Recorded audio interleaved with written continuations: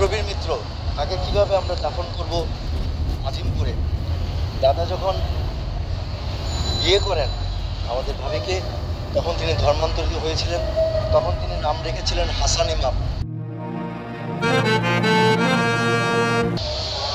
সবাই শিল্পী আছে, সবার দাদা, যে আজকে তার সন্তান তুল্য কিংবা তারও ছোট, সেও দাদা, আমারও দাদা, আমার যে বড় শিল্পী তারও দাদা। আমার মনে হয় আমাদের বাংলাদেশের চলচ্চিত্র জগতে এই দাদা নিয়ে একজনই লোক এসেছিলেন আমাদের জগতে, সেটা প্রবীর দা। আমাদের অভিভাবক বলতে বুঝতাম, আমাদের অভিনয়ের অভিভাবক বলতাম, একমাত্র দাদাই আমাদেরকে একেবারে আমাদের সামনে থেকে আমাদের শিক্ষা দিত, আমরা সেই শিক্ষা গ্রহণ করতাম। কেউ পেরেছি, কেউ হতে পারিনি। আজকে সে দাদাও আমাদের চলে গেলেন। আমরা যদি বলি বাংলার নবাব আমাদের আনোয়ার হোসেন, আমরা গুরু বলতাম, ওস্তাদ বলতাম।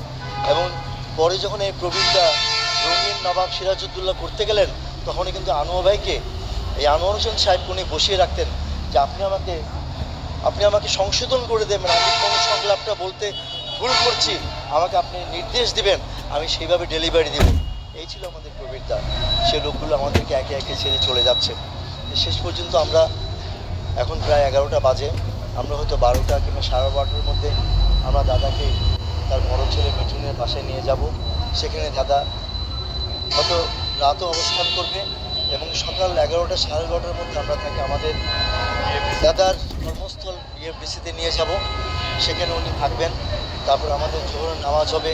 জোহরের নামাজের পরে আমরা দাদার জানাজা পড়ব এবং তারপরে আমরা আজিমপুর কবরস্থানে তারপর চ্যানেলায়ও আমাদেরকে অনুরোধ করেছে নিয়ে যাওয়ার জন্য, অবশ্যই নিয়ে যাব, সেখানে চলে যাব।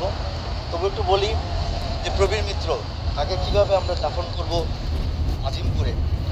দাদা যখন বিয়ে করেন আমাদের ভাবিকে, তখন তিনি ধর্মান্তরিত হয়েছিলেন, তখন তিনি নাম রেখেছিলেন হাসান ইমাম।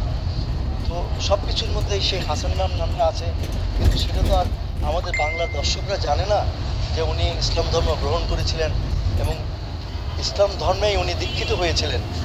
কিন্তু শুধু অভিনয় করার জন্য উনি প্রবীর মিত্র নামটাকেই রেখেছিলেন, কিন্তু সেটা শুধুমাত্র নামে রয়ে গেছে প্রবীর মিত্র।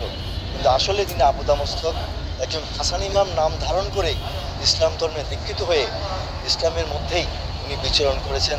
তাই আমরা সব কিছু শেষ করে আমরা আজিমপুরেই দাদাকে আমরা